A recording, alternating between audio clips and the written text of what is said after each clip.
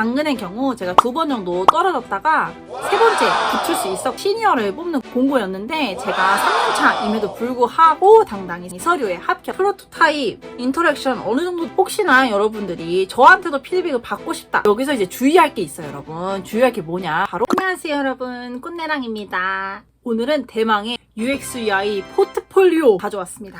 감히 예상하건대 이번 편은 제가 올린 어떤 컨텐츠보다도 가장 임팩트가 클 것으로 예상이 됩니다. 그만큼 꿀팁을 꽉 담아서 제가 준비했으니까 꼭 끝까지 시청 부탁드리겠습니다.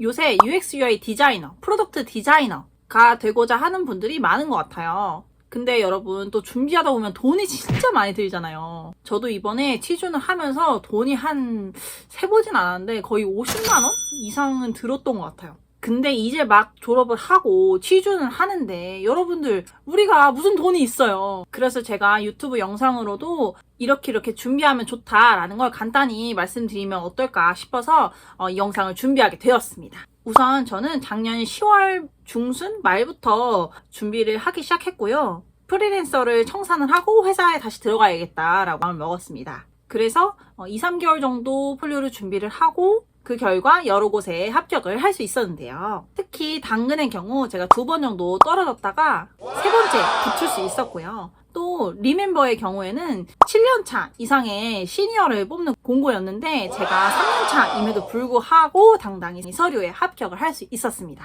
이 정도면 따끈따끈하고 신빙성 있는 이야기로 들으실 수 있겠죠. 이 두 곳 외에도 이렇게 다양한 곳에 제가 붙을 수 있게 되었습니다. 자, 그러면 그 비결을 바로 가보도록 하시죠. 이 영상을 시작하기 전에 주의하실 것이 있는데요. 바로 이 영상은 0년차 신입 혹은 비전공자 혹은 주니어 분들께만 좀 유용할 수가 있어요. 미들이나 이제 시니어급은 이미 아시는 내용일 수 있고요. 또 더 많은 역량을 요구하기 때문에 도움이 되지 않을 수 있습니다. 이 점 미리 말씀드리도록 하겠습니다. 오늘 주제는 포트폴리오잖아요. 그래서 포트폴리오를 어떻게 하면 소개해드리면 좋을까 하다가 이렇게 구성을 해봤는데요. 첫 번째는 준비물, 여기서부터겠죠? 준비물, 포폴 구성, 그 포폴 안에 세부 구성, 그리고 Q&A 및 꿀팁으로 닫아보도록 하겠습니다. 첫 번째, 내가 소개할 수 있는 프로젝트가 최소 2개는 되어야 됩니다. 사실은 3개가 적당하고요. 근데 많으면 많을수록 좋다? 또 그런 건 아닙니다. 한 2개에서 3개 정도가 가장 좋고 3개가 좀 가장 좋지 않을까라고 생각합니다. 만약에 프로젝트가 없다! 그러면은 사실은 안 돼요. 무조건 있어야 되고요. 대신에 이 영상이 구성도 제가 후에 소개를 해드리기 때문에 그걸 숙지하시고 프로젝트에 똑같이 임한다면 포트폴리오 만들기 굉장히 수월하겠죠. 두 번째는 피그마 사용인데요. 이거는 사실 어쩔 수 없어. 무조건 피그마를 쓸 수 있어야 돼요. 저는 피그마로 포트폴리오도 그 작업을 진행을 했고요. 물론 정리는 다른 툴로 할 수도 있어요. 근데 어차피 만들다 보면은 UI도 수정을 해야 되기 때문에 피그마로 작업하시는 게 가장 수월하실 것 같아요. 여기서부터 이제 중요하죠. 포폴 구성입니다. 포폴 구성. 크게 3등분으로 나뉘어지는데요. 우선 머리랑 끝은 여러분들도 다 알고 있어요. 머리는 포트폴리오 표지, 프로젝트 목차, 경력 이렇게 되겠고요. 끝은 추가 어필을 하고 그 다음에 끝맺음 땡큐 이런 거 있잖아요. 그런 거를 이제 만들면 됩니다. 중요한 건 뭐겠어? 중간이겠지. 중간은 이제 프로젝트에 관한 내용인데요. 이제 별표 치세요, 여러분. 자, 그럼 이 중간 구성 어떻게 해야 되냐? 프로젝트 표지가 나오고요. 아까는 포트폴리오 표지였고 이번엔 프로젝트 표지, 개요, 프로젝트 배경, 문제 원인, 가설을 찾기 위한 과정, 그리고 가설, 그 다음에 가설을 반영한 UI, 검증, 그리고 회고 요런 순서로 이루어집니다. 오늘은 제가 말한 요 구성 있잖아요. 요 구성에 대해서 자세히 이야기해 보도록 하겠습니다. 여러분, 프로젝트 구성에 있어서 가장 중요한 건 뭘까요? 바로 맥락입니다. 처음부터 끝까지 이어져야 돼. 갑자기 이게 왜 나왔지? 뭐야 이거 왜 나왔지? 이러면은 이미 설득 실패. 앞서 말씀드린 배경, 원인, 가설, 검증을 읽었는데 맥락이 이해가 안 가. 이러면은 그 포트폴리오는 수정을 더 해야 되겠죠. 저도 맨 처음에 피드백을 받았을 때 맥락이 좀 이해가 안 가고 설득이 잘 안 돼요 라는 이야기를 들었어요. 그래서 이 부분은 진짜 중요하다라고 말씀드릴 수 있어요. 팁을 드리자면 각 페이지에 제목이 있을 거 아니에요. 그 제목만 따로 딱 읽었을 때 이해가 간다, 맥락이 괜찮다 라고 하면은 어느 정도 내가 잘 했구나 라고 판단하실 수 있겠습니다. 프로젝트 표지인데요. 프로젝트 표지는 제목을 쓰고 내가 프로젝트에 기여한 역할, 회사 로고 혹은 뭐 사이드면 사이드 로고가 있을 수 있겠고요. 작업 기간, 작업 멤버, 작업에 참여한 정도, 기여한 정도, 그리고 프로젝트 UI 딱 멋지게 제일 멋진 거 있잖아요. 그걸 딱 만들어주면 프로젝트 표지가 되겠습니다. 우선 제목의 경우에는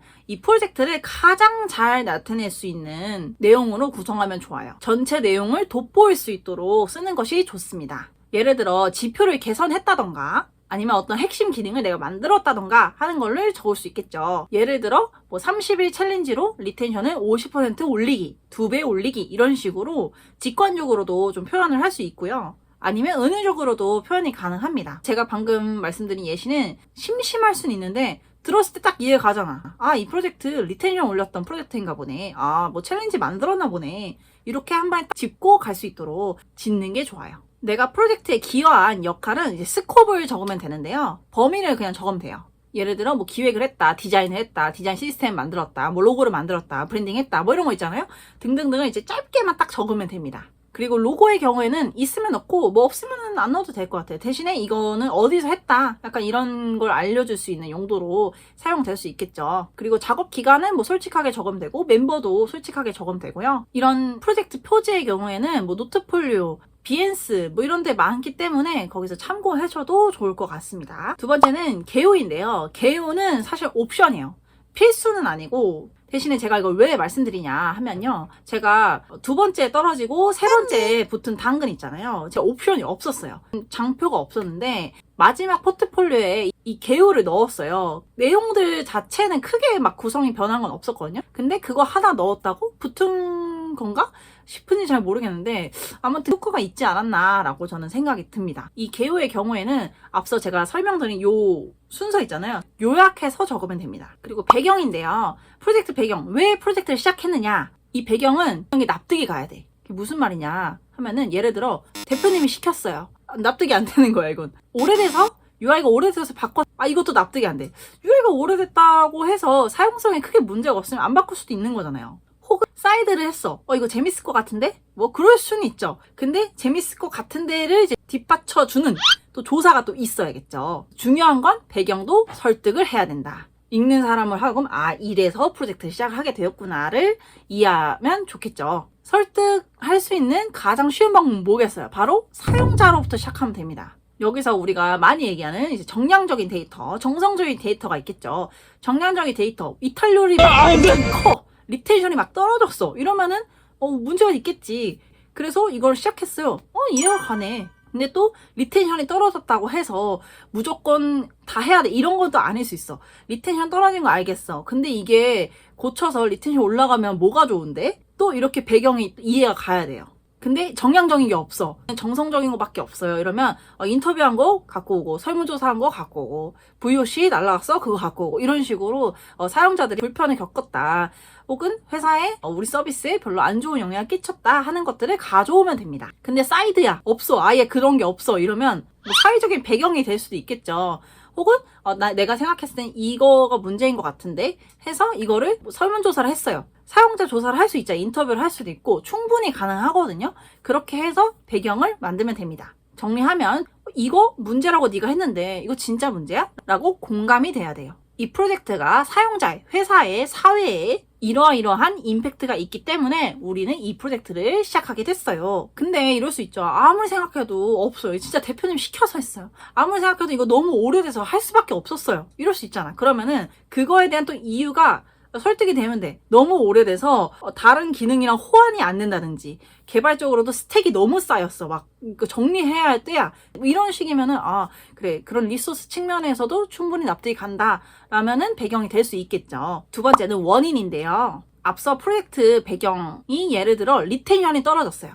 그러면 이게 왜 떨어지지? 를 설명하는 게 원인이에요. 아니면 요즘 쇼폼으로 뭐 집중력이 떨어진대. 왜 집중력이 떨어지지? 이런 식으로 어떤 문제가 생겼는데 그 문제에 대한 원인을 찾는 과정을 보여주면 됩니다. 역시나 여기서도 여러 가지 리서치 방법론이 사용될 수 있어요. 설문조사, 인터뷰, 스왓 등등등등 원인을 찾기 위한 나만의 과정을 담으시면 됩니다. 여기서 또 중요한 건 뭐냐? 설문조사를 했어.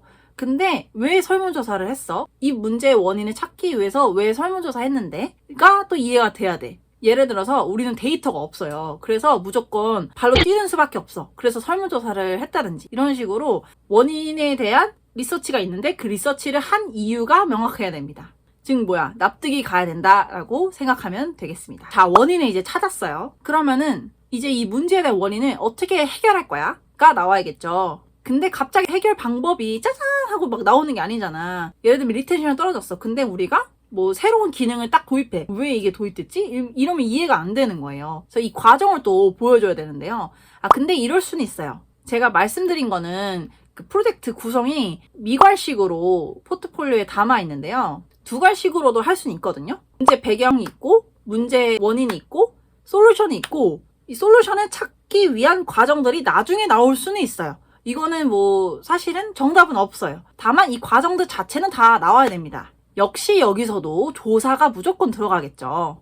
사용자 조사일 수도 있고, 내부 조사일 수도 있고, 산업 조사일 수도 있고, 여러 가지가 있겠죠. 앞서 저는 챌린지를 예를 들었잖아요. 그럼 챌린지를 왜 했어? 이게 왜 나온 거야? 예를 들어서 저는 이 유사 서비스들을 보니까 챌린지들을 많이 하던데? 이런 식으로 가져왔어. 근데 그렇다고 해서 챌린지를 갖고 오는 게 정답은 아니잖아. 그러면은 그 챌린지를 많은 곳에서 하는구나. 근데 그 챌린지를 왜 선택했어? 이런 것들도 다 거기다 적으면 되겠죠? 좀 어렵죠, 여러분? 무조건 하나를 내가 선택했으면 그 선택에 대한 이유가 분명해야 되는 거예요. 이 챌린지를 했더니 사람들이 엄청 좋아하더래. 거기 사용자들 봤을 때 리텐션이 이만큼 올랐더래. 다른 데도 그걸 했더니 유행하더래. 이런 식으로 이 챌린지를 하면 확실히 효과가 있나 보다라고 이해가 되면은 우리가 적용할 수 있겠죠. 그런 식으로 여기서 이거 성공했으니까 우리도 해볼게. 이런 식으로도 풀 수 있겠죠. 자, 그럼 이제 가설을 설정합니다. 챌린지를 하게 됐어요. 근데 챌린지에도 조건이 이렇게 있을 거 아니에요. 이 조건이 UX, UI적으로 해결한 조건들을 적으면 돼요. 이렇게 해결할 겁니다. 그리고 예상 결과를 적어도 좋아요. 아니면 우리가 예상하는 결과도 좋습니다. 이렇게 되기를 우린 희망해. 혹은 이렇게 될 거야. 또 같이 적으면 좋아요. 예를 들어 리텐션이 몇 % 더 올라질 거야. 사람들이 더 좋아할 거야. 근데 여기서 또 중요한 게 뭐겠어? 그 목표 왜 그렇게 세웠는데?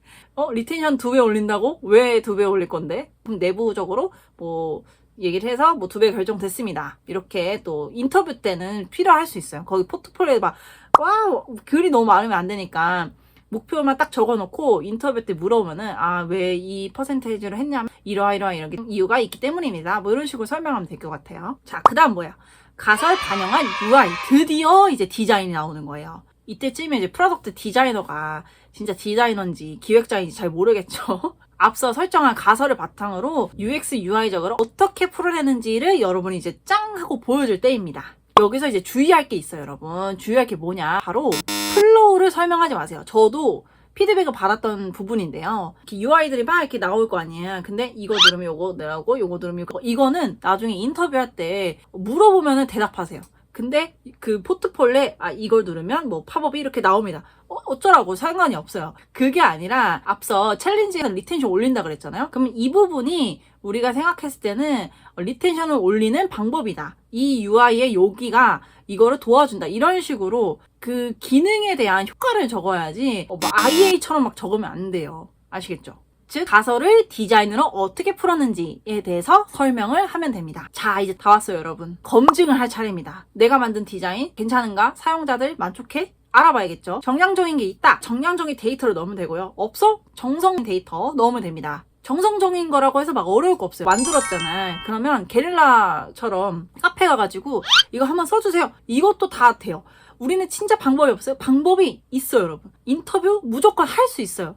자, 그러면 여기서 또 주의할 거. 중요한 게 무엇이냐? 바로 우리가 세운 가설 있잖아요. 이 가설하고 검증이 또 수미상관을 이루어야 돼요. 아까 리텐션이 떨어진다고 했잖아. 그러니까 검증은 뭐겠어? 리텐션이 올랐나를 봐야 되는 거예요. 사람들이 VOC가 너무 많이 날라왔어.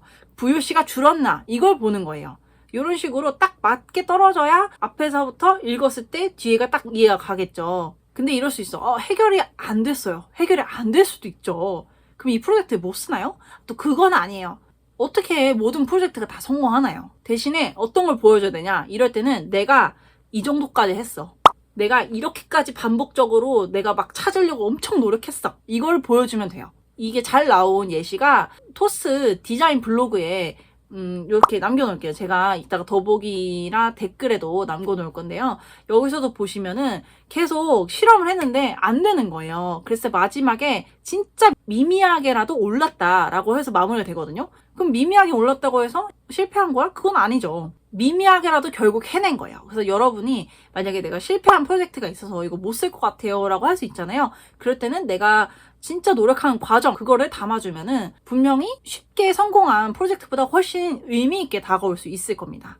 마지막으로 회고인데요. 이것도 옵션이에요. 근데 저는 무조건 넣어줬어요. 회고는 예전에 독후감처럼 뭐 즐거운 프로젝트였다. 당연히 이런 거 아니겠죠. 그게 아니고 내가 이 프로젝트를 통해서 좀 배웠던 거, 아쉬웠던 거, 만약에 기술이랑 이런 게 다 받쳐졌다면 내가 뭐 시도해보고 싶었던 거, 혹은 다음에 프로젝트를 하게 된다면 어떻게 했을까? 라는지 등등등 진짜 이 프로젝트에 대해서 내가 곰곰이 더 생각해보고 아 이랬으면 어땠을까? 저랬으면 어땠을까? 막 이런 것들에 대해서 담은 거를 적으면 되는데요.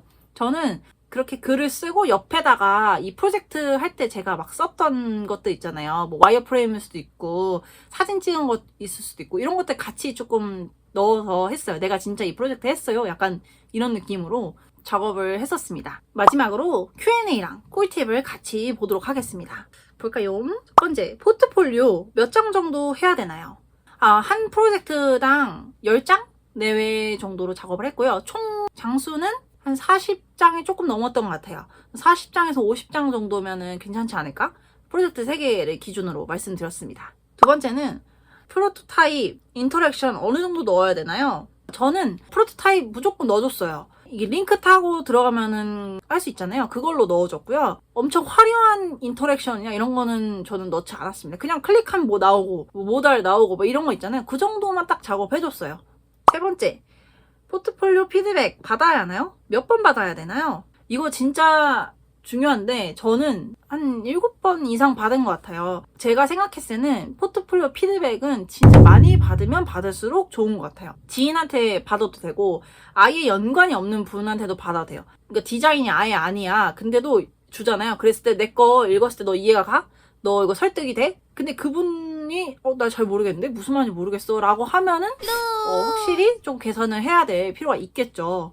혹시나 여러분들이 저한테도 피드백을 받고 싶다 이럴 수 있잖아요. 그래서 제가 댓글이랑 더보기에 그 창구를 열어놓을 테니까 부담 없이 와주시면 될 것 같아요. 몇 군데 정도 넣어야 되나요? 이거는 최대한 많이 넣으세요.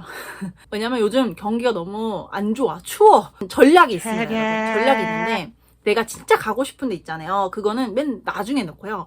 조금 덜 가고 싶은 거 있잖아. 그걸 먼저 넣으세요. 그러니까 방법이 사이클이 있거든요. 첫 번째로 만들어. 작업을 하고요. 피드백을 받아. 한 2-3번 정도 받아. 수정을 했겠죠. 그리고 지원을 해요. 조금 덜 가고 싶은 곳. 그래서 붙는지 안 붙는지 봐.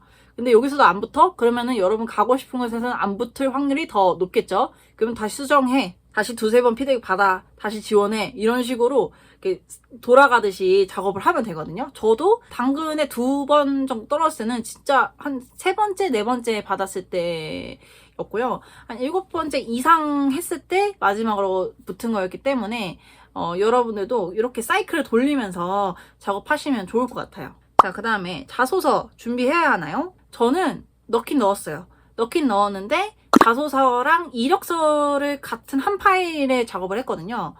근데 막 자소서 휘황찬란하게 이렇게 쓰진 않았고 대략적으로 내가 어떤 역량을 갖고 있다를 정도로 작업을 해서 준비를 했습니다. 5번째, PDF 웹사이트 어떤 걸로 첨부해야 하나요? 저는 PDF로 다 작업을 했고요. 이런 게 좋다 이런 건 없는 것 같아요. 대신에 PDF로 올리실 때 당연히 유의사항 뭐겠어요, 여러분? 엄청 용량이 크면 안 되겠죠. 요즘 그 사이트도 그러니까 다 20메가로 한정을 지어놨더라고요. 근데 저는 아무리 압축을 해도 20메가가 안 돼. 그래가지고 30메가까지도 한 적이 있어요. 그래서 20에서 30메가 정도가 가장 적당할 것 같습니다. 디자인 시스템 넣나요? 뭐 그래픽 같은 거 넣어도 되나요? 뭐 이런 게 있는데 우선은 디자인 시스템 신입분들의 경우에는 넣는 경우가 되게 많아요.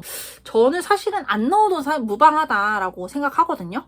왜냐면은 진짜 막 엄청 화려하게 했고 엄청 꼼꼼하게 했어. 이거 아니고서야 혹은 이걸 해서 우리 그 효율성이 2000% 좋아졌어. 이런 게 아니고서는 사실 딱히 메리트가 엄청 크게 있다고는 생각하지 않아요. 그러니까 한 페이지 정도 넣을 수 있긴 한데 글쎄요. 저 같은 경우에 그냥 비추? 넣을 수도 있지만 안 넣어도 무방하다라고 말씀드릴 수 있을 것 같고요. 그다음에 내가 개인적으로 잘했던 거 있잖아요. 그래픽 했고 뭐 일러스트 잘 그리고 막 이런 분들 있잖아요. 그거는 맨 마지막에 한두 페이지 정도만 딱 넣으면 좋을 것 같아요. 근데 이것도 마찬가지로 내가 진짜 잘했어. 잘하는 분야가 아닌 이상은 사실은 안 넣어도 저는 괜찮지 않을까. 저 같은 경우는 안 넣었습니다.